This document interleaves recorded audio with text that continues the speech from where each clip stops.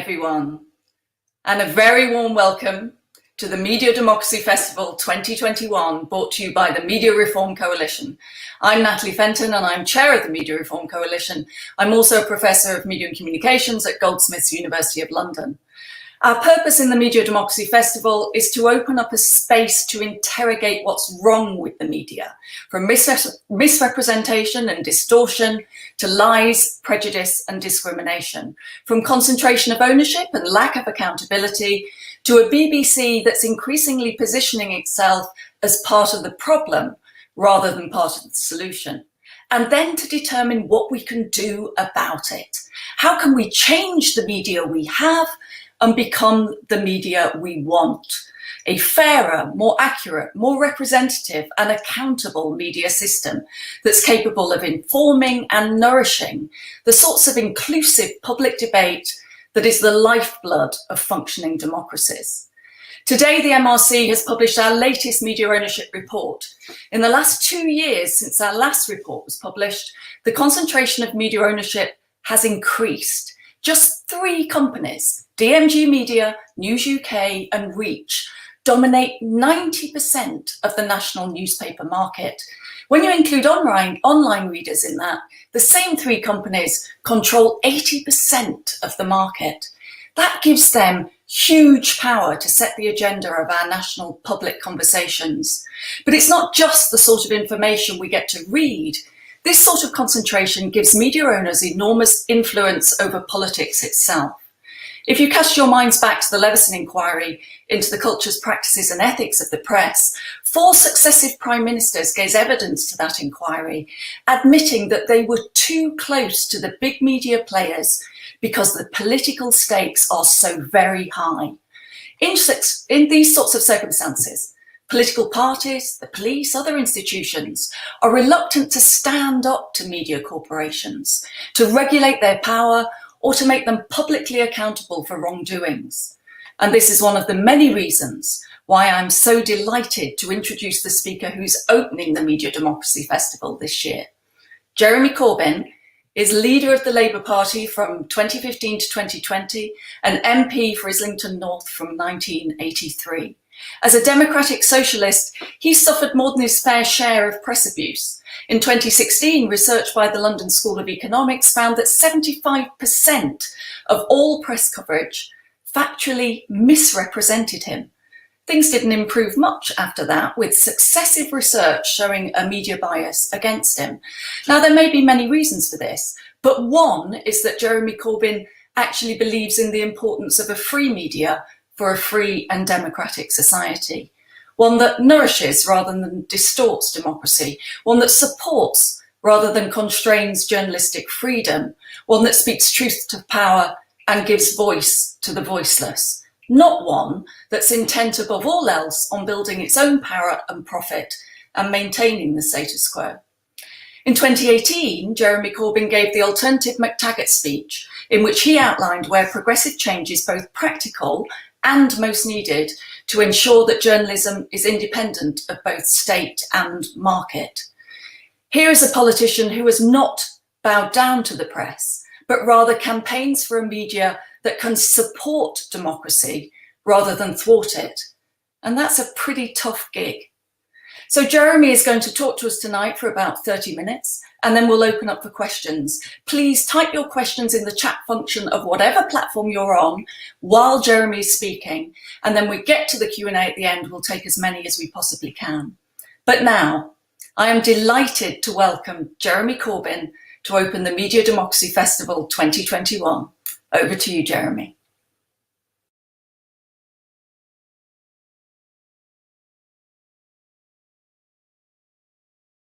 Audio. Jeremy, we're going to have to start that again because we didn't have the audio. So one more time, Jeremy, over to you. That was just a little dress rehearsal. It's okay. I apologise for that. Technical gremlins. It's the word of the year. Please unmute yourself.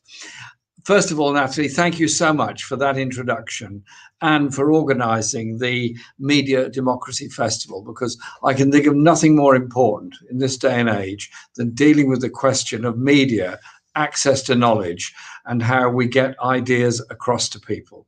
And this conference is very much part of that process. And I hope at the end of it, we're all going to come out more determined to build a real alternative media, not just in this country, but all around the world. So I want to thank the Media Reform Coalition for the research and campaigning that it does. Campaigns to build a better, more democratic media are absolutely vital. The media is too important to be left in the hands of the few.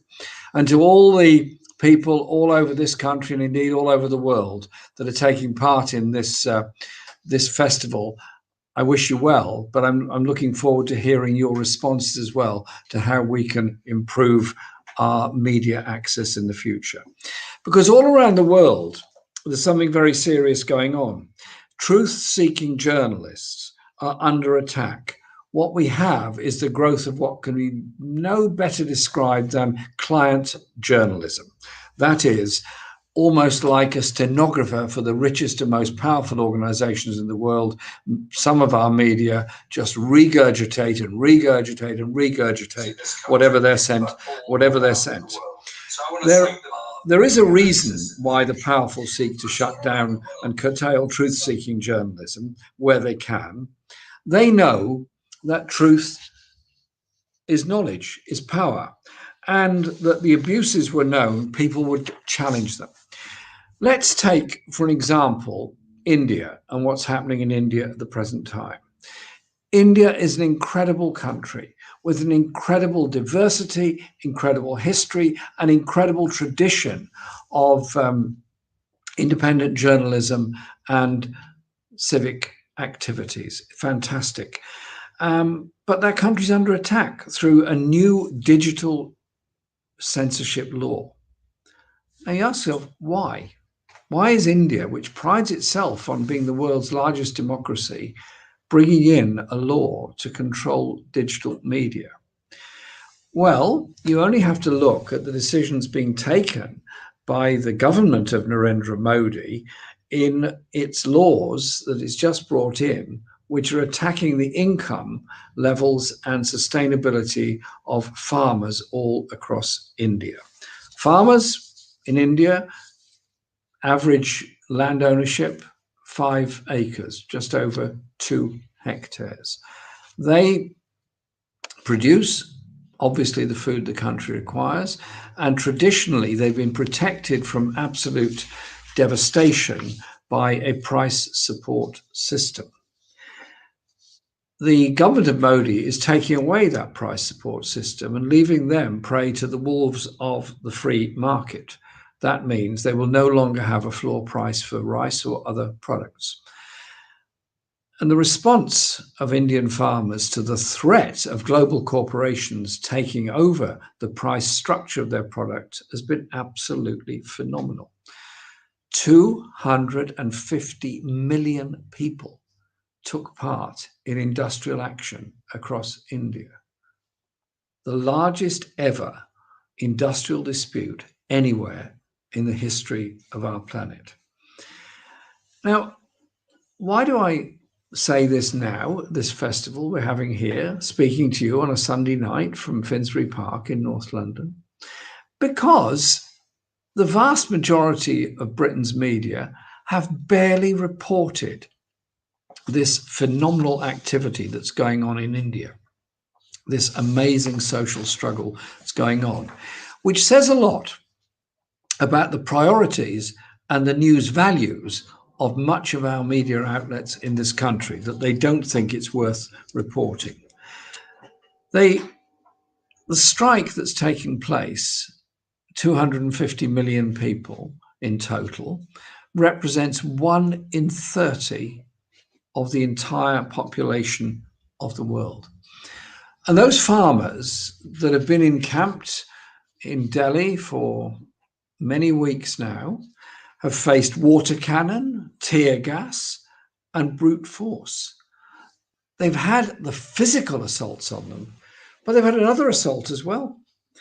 An assault from media organizations and the government across India, saying that they are anti-Indian, that they're unpatriotic, that they're dangerous, they're a threat, rather like in Britain, the miners were treated during the miners' strike of 1984, 1985.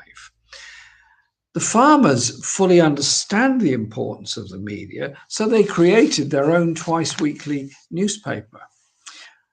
That has been very difficult for them to do. But despite all those denunciations that they've received and the disgusting attacks they continue to receive, they are carrying on. And journalists and independent outlets like NewsClick have faced harassment, and now their online media faces new digital censorship laws. And so I think we should listen very carefully to what the General Secretary of the Indian Journalists Union says about this, Sabina Inderjit. She said, and I quote, "Democracy in India is in danger.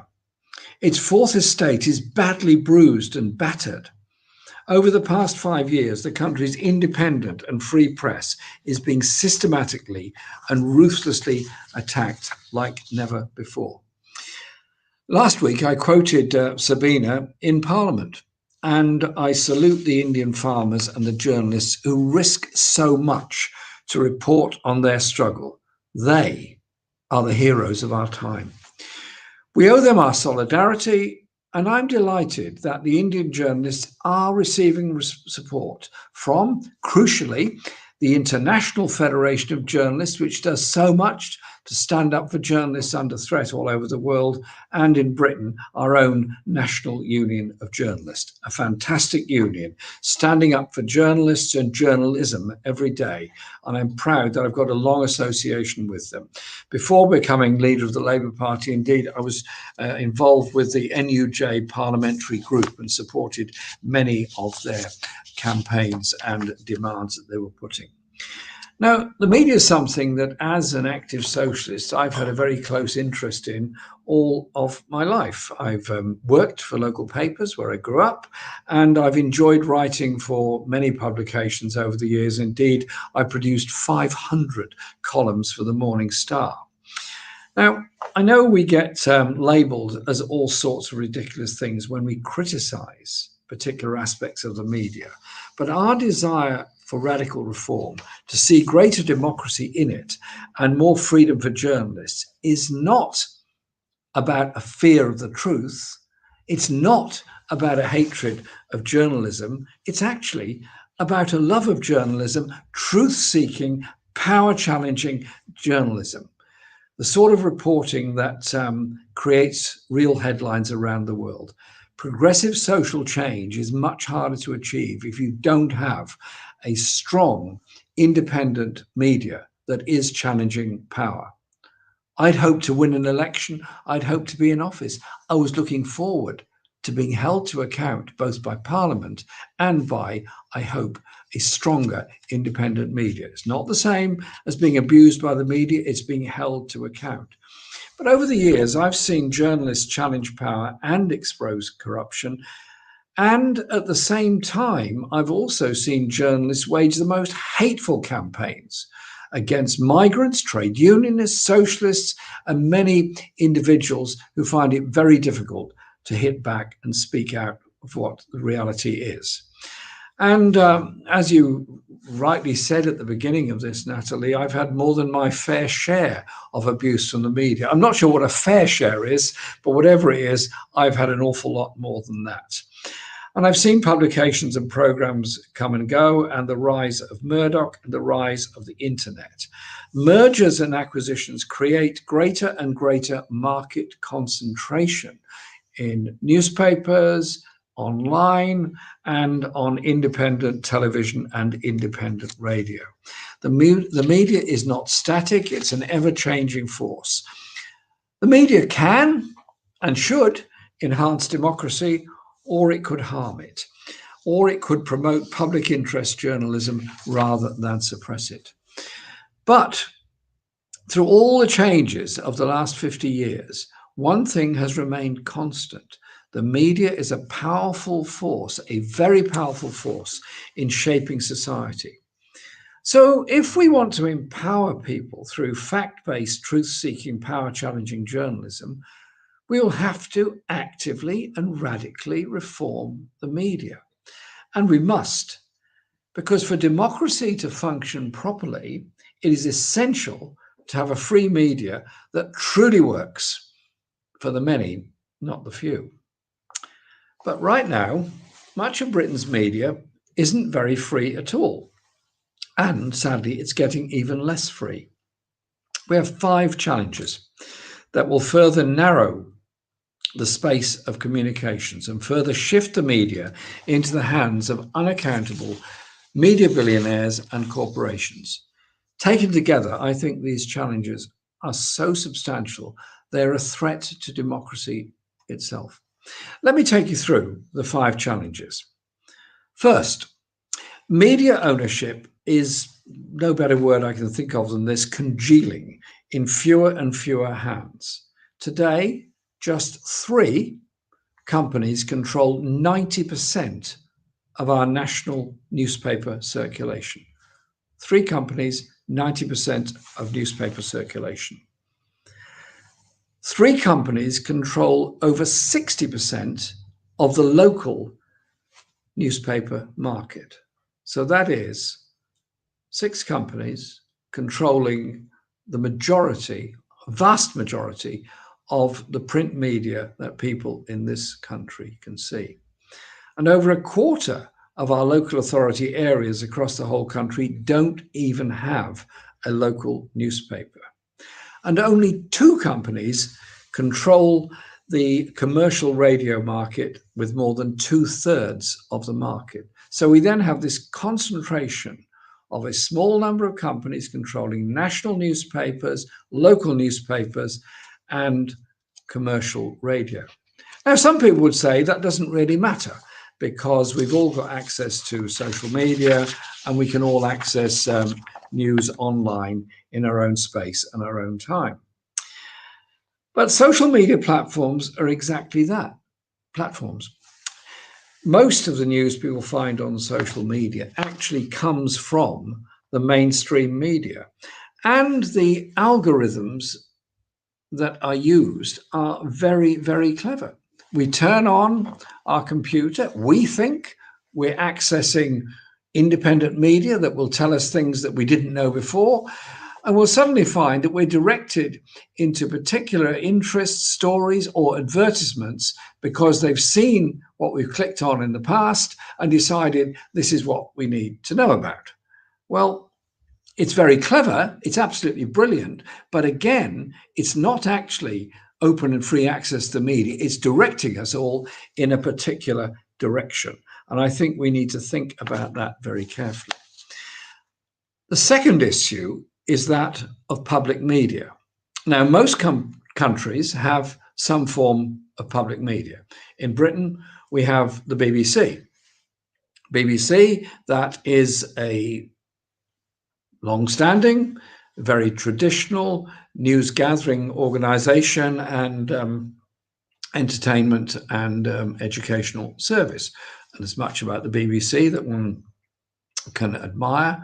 And there's much about the BBC one can also be very, very angry about. But Boris Johnson, our Prime Minister, has decided that the most important thing for the BBC is to appoint as the new chair a person who donated substantial sums of money to the Conservative Party and sustain an assault on the organisation's independence. This government has no respect for public media and is actively trying to intimidate it. So the debate about the BBC is partly about funding, but it's also about shutting it up by appointing political people, friends of the Prime Minister, to be the chair of the BBC and thus have an even greater influence on the news values and the direction in which the BBC goes. And if you want an example of what bullying tactics are really like, I'll give you one. In the last general election, Channel 4, which is publicly owned but commercial in its operation, organised a debate during the election. There were debates on all the channels, and all party leaders, me included, had agreed to take part in all of these debates. So we had debates, BBC, ITV, Sky, and so on. And that was fine. And we had those debates and we said what we had to say and so on. Channel 4 decided they would like to organise a debate of party leaders on environmental issues, on the environment coming up to COP26 and the importance of it. And so all parties agreed to it. And then Boris Johnson decided he wouldn't come. And neither did the leader of UKIP, Brexit Party. So Channel 4 showed a bit of imagination and replaced them each with a large block of melting ice. And they got extremely upset about that.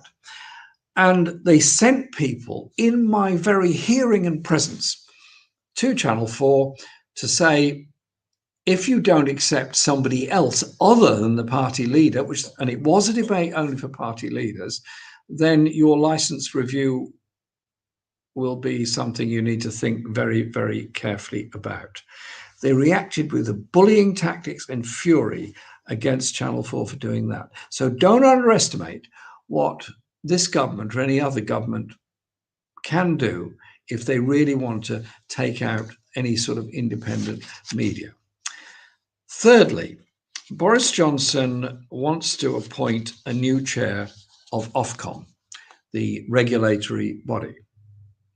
So he wants to appoint Paul Dacre, the former editor-in-chief of the Daily Mail group of newspapers, a very right-wing, very political figure as head of a regulatory organization who's more sympathetic to the interests of billionaires and big business and less sympathetic to ordinary citizens.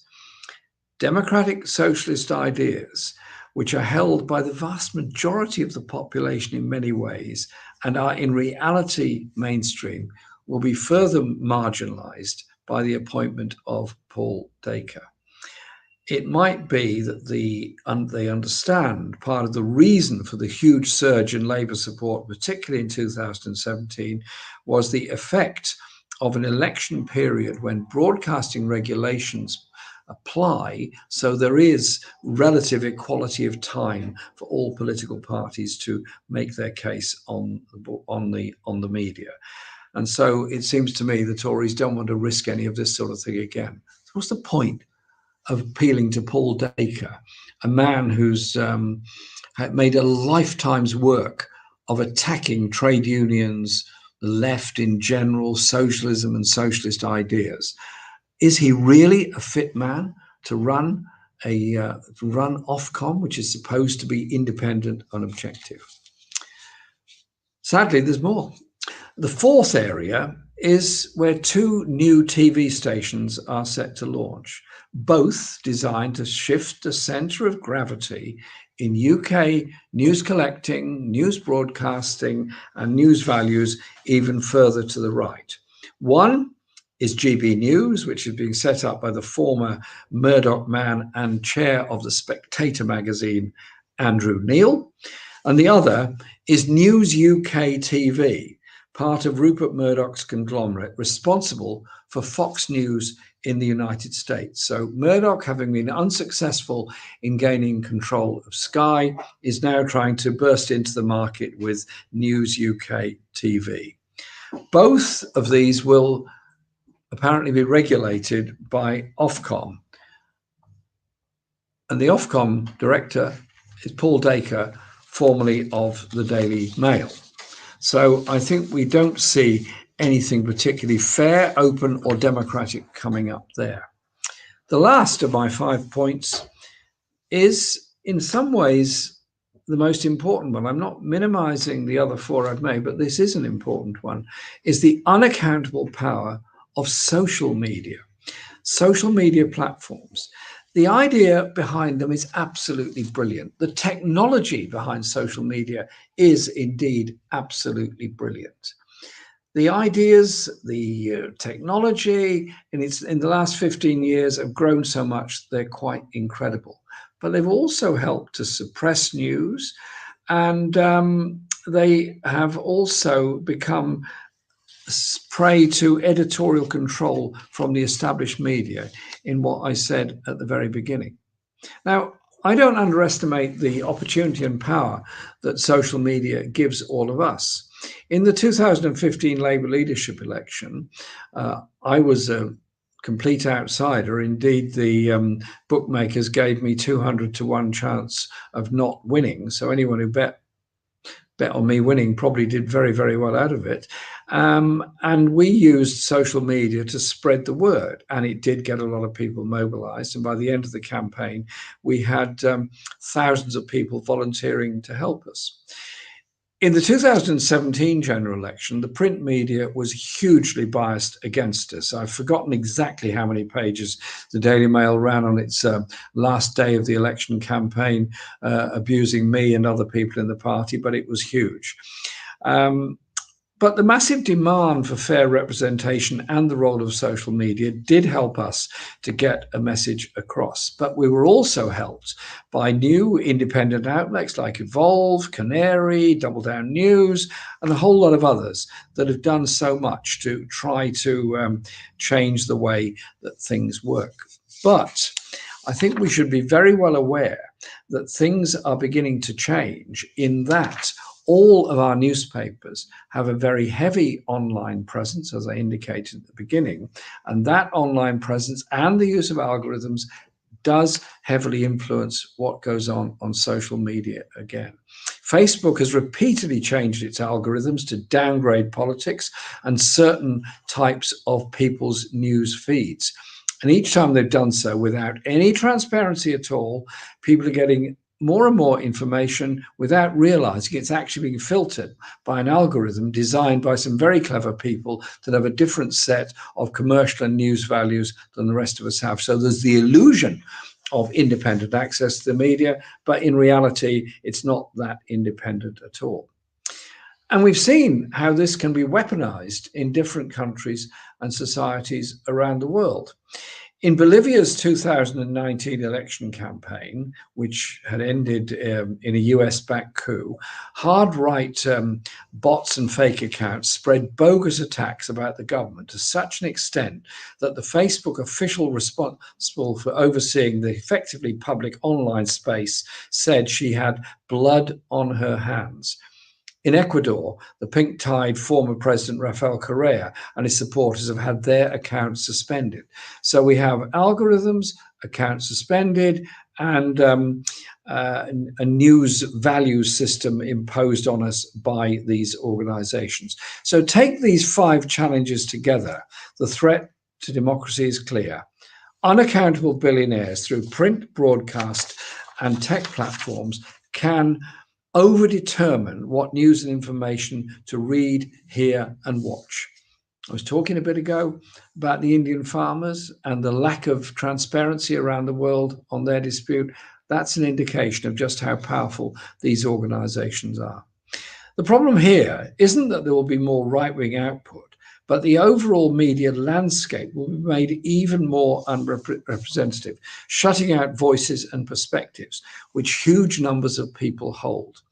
And this threat could be more pressing in the context of the COVID pandemic. Because in public health emergencies, information and accountability take on a life or death significance. In the past year, the British media, of course, with some great and notable exceptions, has failed. And next, the national debate will be over how we come out of the pandemic and what sort of society we will be. Here, media power is very, very important. Look at what happened 12 years ago when we came out of the last crisis, the bankers' crash of 2008-9. Most of the media, not all, but most, fell lock stop behind the idea there's been a crisis, the banks have had to be bailed out, it's cost us a lot of money, it's damaged our economy, and so we've got to go into a process of austerity. Never mind, the consequences of that austerity were 130,000 preventable deaths because of underfunding in many areas of health and public services. And that in turn made us less ready for the pandemic when it actually hit us. We cannot let that happen again. So what do? We have to both act within the established media, build the alternatives, and campaign for media democracy. So we have to make sure that social justice arguments are made in the established media. That means those who have a voice in the media have a duty to use it to argue for the progressive alternative. And as activists ourselves, we have to encourage those that can make the arguments to the media on our behalf, like our political leaders, to have the courage to do so. Movements can change media output through their actions. Look at what's happened in the past 24 hours in Britain since the police actions took place on Clapham Common. Because of those actions, because of the debate, Parliament tomorrow will be a very different atmosphere than it would normally be after an event like this weekend. Movements can change media output through their actions. The debate on the climate crisis changed in the UK, not because of the work of the mainstream media, in large part because of the mass activism of young people encouraging the climate activity by Extinction Rebellion and other environmental organizations.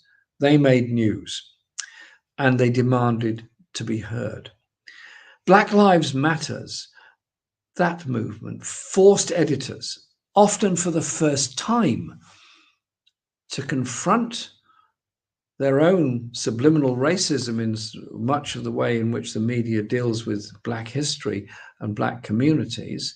But they were also forced to debate racism and produce programs on Black history, life, and culture.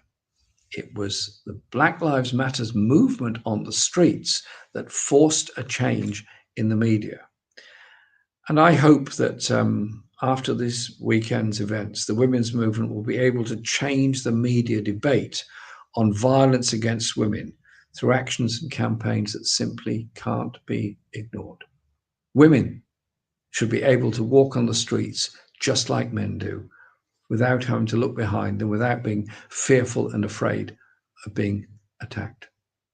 It's not a difficult issue. It's a straightforward thing. Women should be able to live their lives as they wish to live them, as men wish to live theirs as well. So we have to build the independent media alternative for its own sake, and that in turn will pressurize the existing media. Take the issues of cronyism, for example. Dodgy personal protective equipment contracts.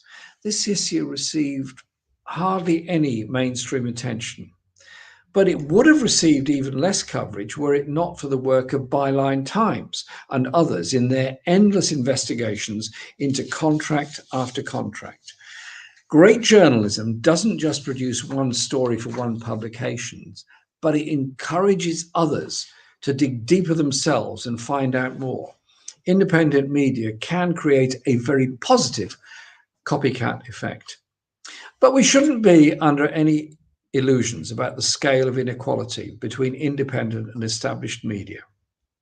I talked earlier about the role of the online presence of many of our national newspapers that's grown enormously in the past, particularly the past 3 or 4 years.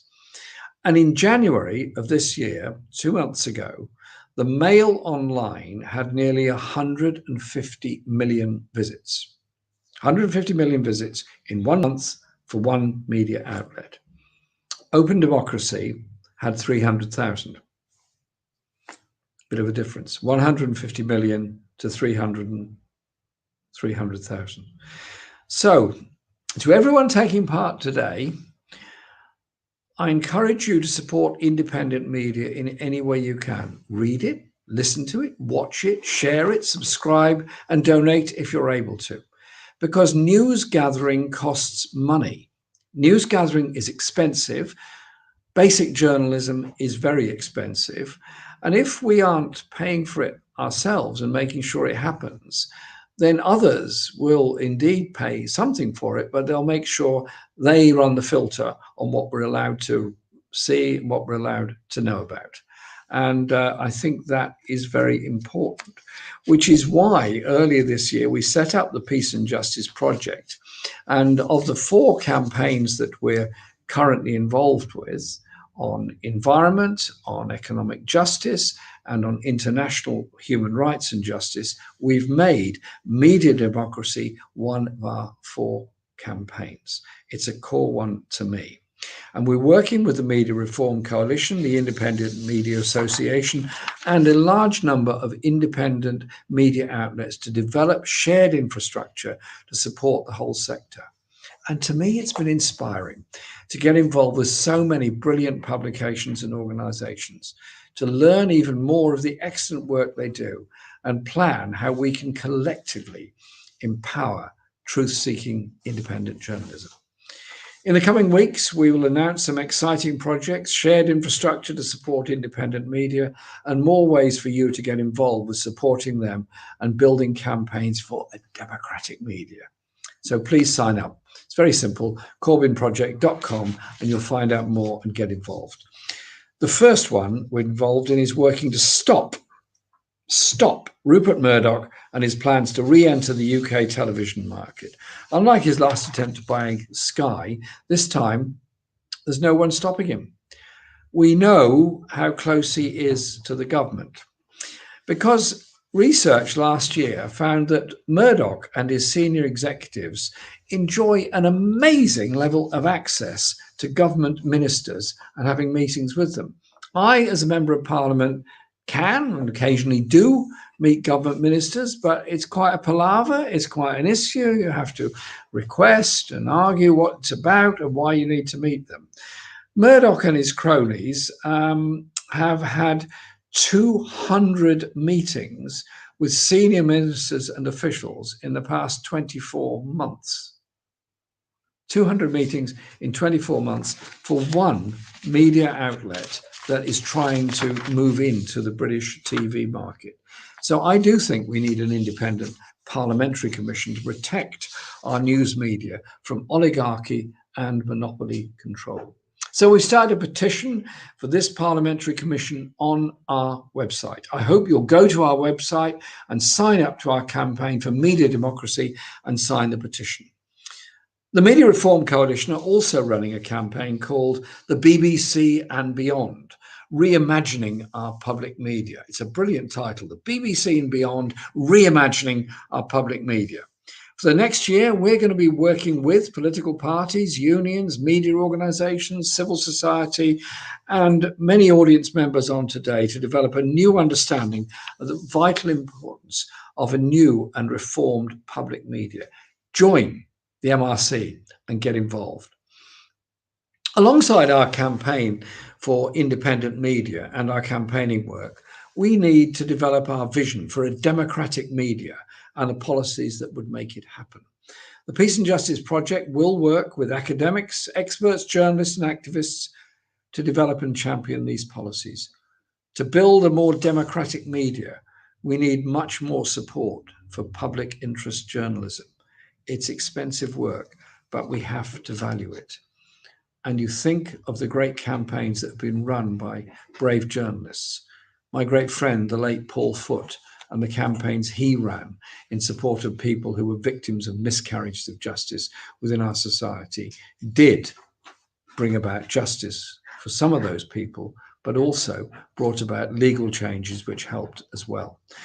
So we're going to be looking at ideas like giving charitable status to some local investigative and public interest journalism, or creating a public interest media fund from a tax on digital monopolies. Google and Facebook and the rest of them benefit from the media produced elsewhere and then consumed via their platforms. It seems to me only a fair thing to do.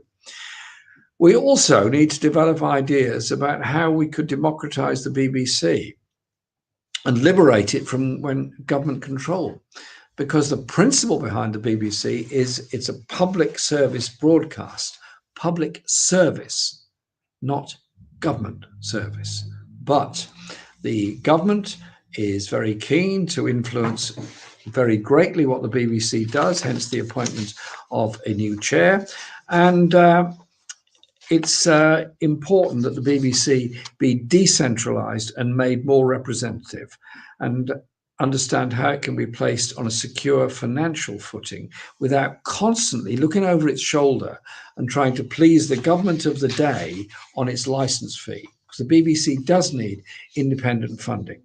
Without radical policies, owners and bosses in the private sector will continue to become more and more powerful. So we will examine policies to guarantee greater media pluralism and reduce the influence of owners and executives on newsrooms. For example, when an outlet or conglomerate achieves a certain audience share, certain public interest provision could kick in, such as NUJ representation on the board, election of editors, enforced shareholding dilution with equity, and seats on the board awarded to workers and the readers, viewers, and listeners. These are big ideas that I readily concede.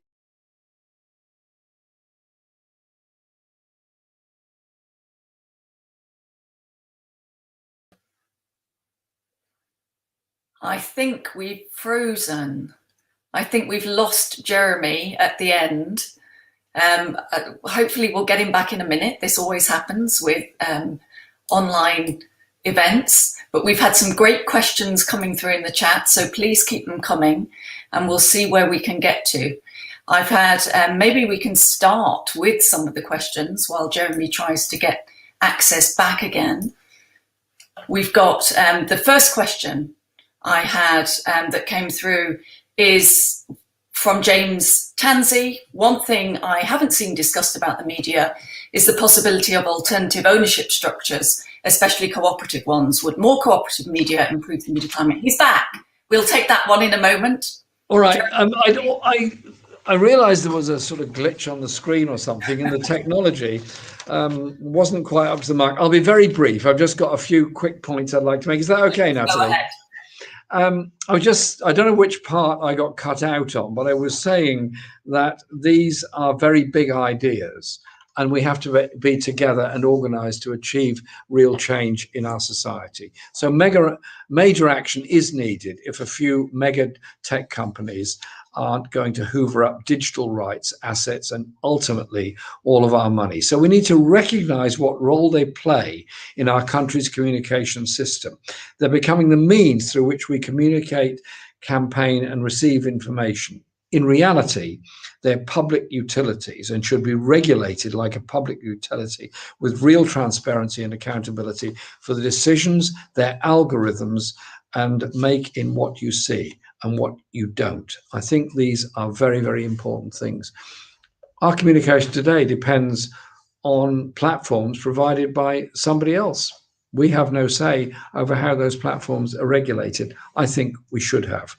We also need our own public alternative, and we could have one. Imagine if all the material the public had ever paid for, everything on the BBC, everything on Channel 4, every bit of publicly funded art, theatre, music, every museum, every library were available online in one place. And it should be. We've paid for it, and the technology exists to put it there. So I think we should set out plans for a British digital corporation that could rival Netflix and Amazon, and also to harness the data for public good. I set out some of these ideas in Edinburgh in 2018. And absolutely lastly, my conclusions on this. We've got to think big and act now if we're going to head off the threat to democracy from a media that too often holds back rather than empowers public interest journalism. Democratizing the media must be at the core of progressive politics. It's about who gets to tell their story, who gets to shape our world. And it really can be us, the many all over the world, to tell our story. The pandemic has made people physically isolated, trapped in their homes and unable to travel. But we've discovered how easy it is to communicate with the rest of the world. We've had Zoom meetings with people all over the world. I've been on Zoom meetings all weekend from people all over the world. I had a fascinating discussion this afternoon with friends in South Africa and India, in the United States. And so it is possible to do that. We have the tools to do it. But the media is too important to be left in the hands of billionaires or let government gain even more control over it. So let's commit to come together to fight back against the forces that want to use the media as a propaganda arm of the few, not the many. I want fact-based, truth-seeking, power-challenging journalism in every way that we can in our society. And indeed, if I just say this last word, there are very brave journalists in many places all over the world who've been murdered, assassinated, persecuted, isolated, and their families treated as pariahs because they've challenged the rich, challenged the powerful, challenged the criminals. They are the real heroes of our world. And let's spare a thought for what real journalism is, the dangers it entails, but the value of the truths that they unearth. Thank you so much for giving me this opportunity to talk to you today. Thank you very much, Jeremy, and for a brilliant introduction to the festival, outlining some of the many problems we have, but also how a great independent journalism of integrity can thrive if we actually focus on and function around the public interest rather than the private wealth of tech giants and media moguls. So we now have a huge range of questions that have come in from the many people that have listened in. I'm going to take the liberty of a chair for this first event. It's an outrageous liberty, but I'm going to extend the questions for additional 10 minutes, if you don't mind, Jeremy, so that we can fit more in. What time I'm do we finish this event at 7:10. I know people will have a Sunday evening to get back to, but I'm just going to keep us going. Because I've got a date with UB40 at 7:30. Okay, well then we better be done by then. I'll make sure we are. That's but first question we have is from James Tansey, and he raises the interesting issue. One thing I haven't seen discussed about the media is the possibility of alternative ownership structures, especially cooperative ones. Would more cooperative media improve the media climate? Your thoughts? Yes, I think it must actually. And in my own community, we have an example of what cooperative owned media can achieve. Many years ago, I was involved in supporting a strike with the North London News Group. The strike was eventually ended up with an independent paper being set up, the Camden New Journal, now the Islington Tribune alongside it. And it is genuinely independent, very investigative, very hardworking, and very, very effective, and actually very popular. And it is owned by a co-op. It can work and does work. And there are a number of other examples around the country of cooperatives, West Highland Free Press, for example, and a number of others that have, in an independent way, managed to be quite effective as local papers. I think we need the same at a national level. When we've tried to set up newspapers at a national level, the Daily Herald was a Labour Party paper that eventually died in 1964, I think, and sadly ended up becoming The Sun, which is a sad story if ever there was one. But the other ones that were set up later on were not particularly successful because they didn't seem able to get into the sort of traditions of how a newspaper is produced. But I do think independent cooperative ownership is a good thing. I would second that, and I would also give a shout out to the Bristol Cable, who are doing a fantastic job Absolutely. under a media co-op model. And I think often what independent organisations are set up with a desire to be very different from mainstream media. So they want to be run themselves democratically, and the cooperative model lends itself to that. So wholeheartedly agree. Abby Charlesworth asks, your internet policy was sadly not taken seriously. I think this is a really important one for the pandemic that we are living in. So how can we keep the media and information accessible with the use of paywalls and rising price of internet access becoming increasingly common? I remember that very well. During the election campaign, we set a opportunity to launch the digital media access platforms, the idea of universal free broadband for the entire country. And we launched it at Lancaster University. Why? Because Lancashire is a county of many varieties and many differences, one of which is it has a lot of isolated farms and villages up in the hills, as well as big towns and big cities. and the private sector will provide internet access in the big towns and big cities, and they'll make plenty of money out of it. There's no way they're going to be running fiber optic cables up hills for one farm to receive it, or any other system of doing so.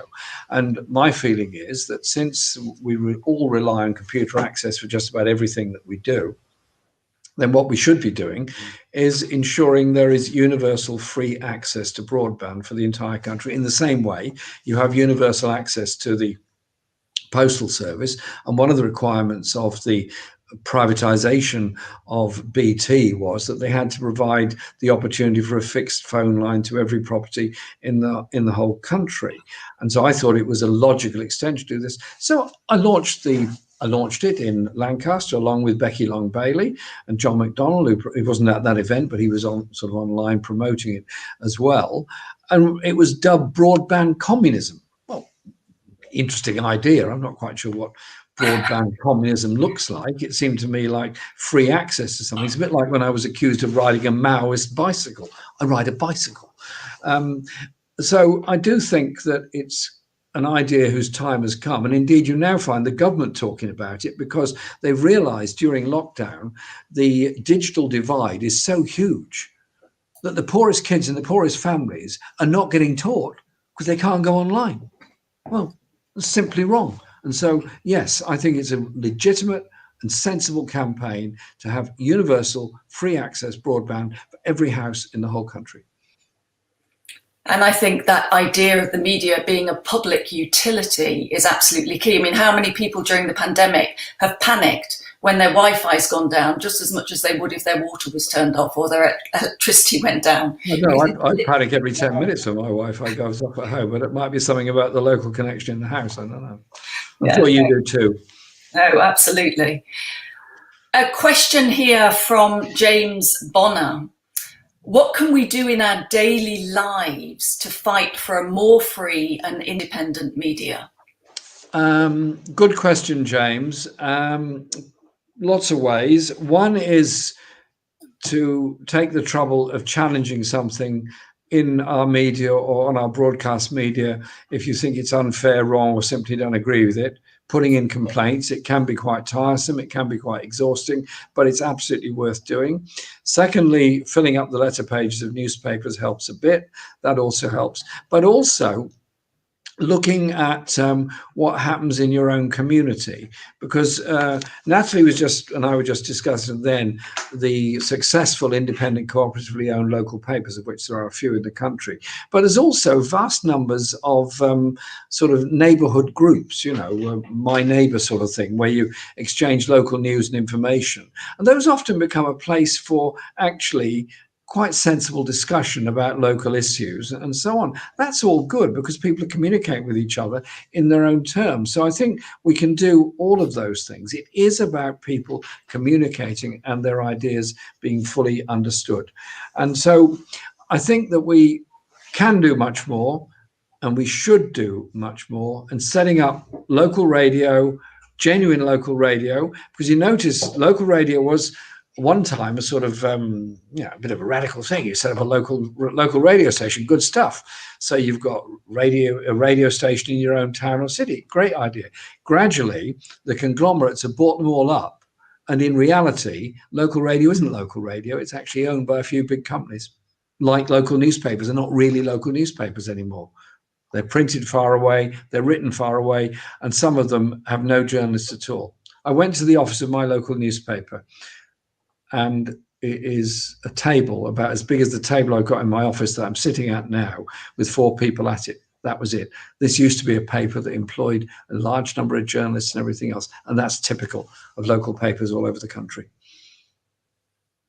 And I think also, as Jeremy said in his speech, you know, support independent media. So go to those independent media sites in order to get your news diet. You know, don't just go to the mainstream legacy media. Reach out and visit those other sites and see what they've got to offer.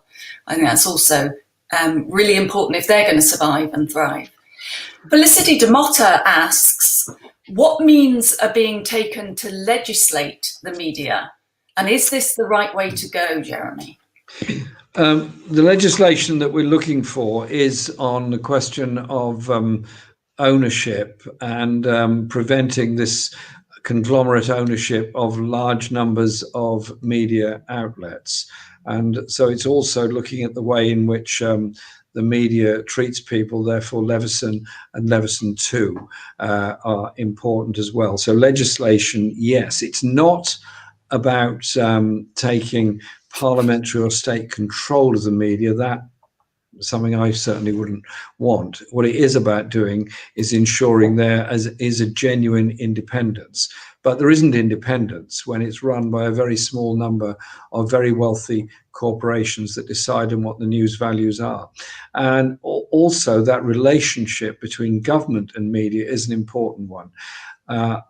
As people on this call probably know, I've been involved in peace movement activities over the years.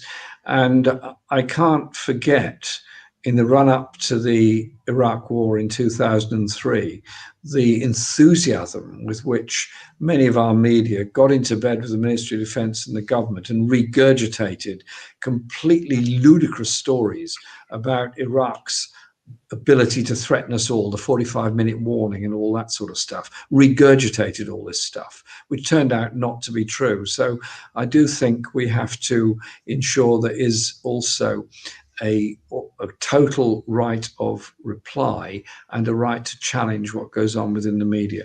Because if we don't have that, then we end up being told what to think. Thank you very much. I've got another question come in here from Mike Lees, which is actually the topic of another event we have later on in the festival. So please tune in for that. I think that's on Wednesday evening, Mike. But your question is, would you agree that the current incarceration of Julian Assange is a good example of how worried the ruling class is about independent investigative journalism? Yes, I would agree, because Julian Assange is actually a whistleblower. Imagine he'd been in a different state in a different time. Had he been whistleblowing within the Soviet Union and given all this information to Western media, he'd be treated as a hero by the media in the West. But because he exposed uncomfortable truths about what war plans and war games and so on had been done around the world, he's treated as an absolute pariah. And so, yes, I think he is an example of what this is about, and I think he should be released from prison. And I think the government should give a guarantee that they will not allow his removal to the United States. And the Biden administration, I had for just a few days a bit of a hope that they were going to drop the appeal that they've now launched against Julian Assange, where the court has said that he's not fit to travel. But I think we should recognize that history is going to be kind to Julian Assange for the information he's given us about what has happened in this world. Thank you. And here we have a question from which one was I going to take next? Ryan Whitaker. Is there anything you would have done differently whilst being leader to deal with the media? And are there any mistakes you think you've made? Oh, mistakes. Sure. In relation to the media. Well, yeah, I mean, I'm in the Frank Sinatra area on this, you know. Mistakes, I made a few, but then again, too few to mention. Yes, our dealings with the media were always difficult, and the levels of personal abuse and vilification that we received were kind of absolutely unprecedented. And even I was shocked by it when the media sent sort of news hounds scouting all over Mexico to find my wife Laura's family, of distant families, second cousins and everything else, to try and get them to say something bad, when they dug up relatives I'd never heard of and tried to persuade them to say things about me. And the levels of abuse we received were absolutely extraordinary. We did try to obviously challenge all of this. We spent an enormous amount of time and a huge amount of resources in batting off stories all day long that were frankly nonsense and abusive. So it was quite difficult to get over that in order to get out a fundamental message of social change. We managed to achieve that best during the 2017 election campaign because it was a very long campaign, and because that meant that the broadcasting rules, which gave us equal access to media, applied throughout all of that. And we were able to mobilize a lot of people with huge outdoor rallies and so on. But were we as effective as we should have been in batting off the mainstream media? Well, obviously not, because of the way in which they sought to vilify us and to dehumanize individuals, me in particular. As you can see, I'm a totally terrifying figure that wears horns and does all sorts of horrible things, and you can see that.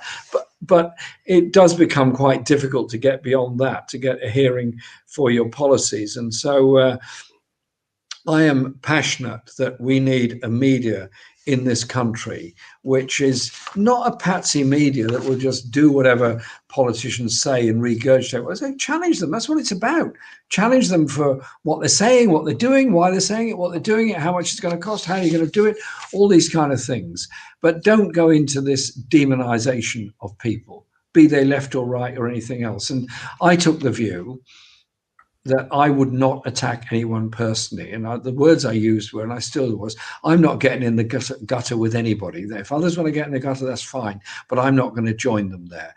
And so what we're trying to do in this project, and please sign up, the corbynproject.com/action, is to help promote with others an alternative media. Because I think if we don't, then radical people all over the world are going to lose out in this coming period. We're into the most intense period of political debate in the world. Are we going to go into a global recession with all the poverty and job losses that are going to come with that on the altar of austerity? Or are we going to go into a world where we recognize we've got to deal with the environmental emergency by investment in a green economy for the future? And I know which direction I want to go. I know that I don't want to dehumanize refugees and others. I want to live in a world of humanity. And that is what we ought to be able to achieve through our media, not these horrible battles of personal abuse, which they're so good at doing against individuals, as you very kindly pointed out at the beginning, Natalie, when you introduced me. I think that is actually a very good moment at which to join to a close. There's many more questions coming in, but actually we have a whole week of festival at which lots of those questions will be addressed. So please do join us throughout the festival. Thank you so much to our guest, Jeremy Corbyn, for such a really inspiring and thoughtful start to the festival. I want to end the opening by also saying a huge thank you to everybody that has made this year's festival possible. To Thomas Barlow, who is co-founder of the Independent Media Association, and his team, in particular Jess Miller and Yachty Mann, for the incredible coordination and tech support. To Des Friedman and Tom Mills, in particular at the Media Reform Coalition. To Tom Chivers for his work on the ownership report. To everyone who stepped up to chair sessions, and of course to our fabulous lineup of speakers. Please join us tomorrow evening for our next session on Do Black Lives Matter in the Media. That's taking place at 5:30 p.m. in the evening. We have Kerry-Ann Mendoza, Chenjere Kuminyika, Sarah Jackson and Omega Douglas, and that will be a fantastic discussion on a crucial issue. When the festival is over, please join in our online town hall meetings on the BBC and Beyond project that Jeremy mentioned, and help us to reimagine what public media could be. Check out the Media Reform website for further details on that. And finally, I do have to end by saying the Media Reform Coalition is, of course, a voluntary organisation. It survives mostly on thin air and some very kind donors. And for these events, we'd like to acknowledge the support of the Lush Fund, Byline Times, the Independent Media Association, the Canary, Skwawkbox, Bywire.news and the Manchester Meteor. If you'd like to support the work we do, please follow the links on the closing slide. And remember, sign the petition calling for Parliament to establish a new commission of inquiry on media ownership. You can find it on the websites of the Media Reform Coalition under Get Involved and on the website of the Peace and Justice Project. Thank you all for coming along this evening and taking part in this discussion. Enjoy the rest of the festival. and we hope you have a very good evening. Thank you, Jeremy.